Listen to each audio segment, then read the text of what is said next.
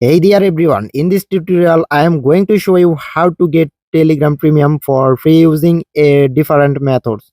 So let's get into it. Method 1, free trials and promotion. Open Telegram and head to your homepage. You will see setting, then click on that, then scroll down until you find referral program and special offer.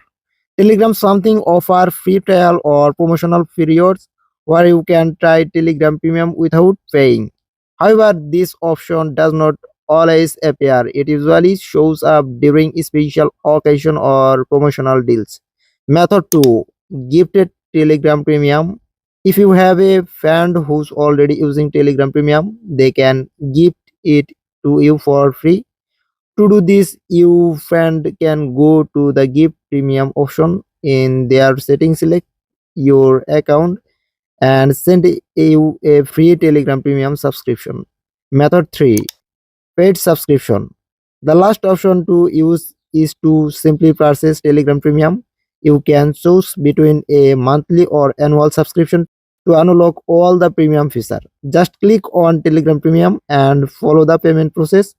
So these are the three way to you can get Telegram Premium either for free or by subscribing, and that's how can get Telegram Premium for free or paid in just a few easy steps.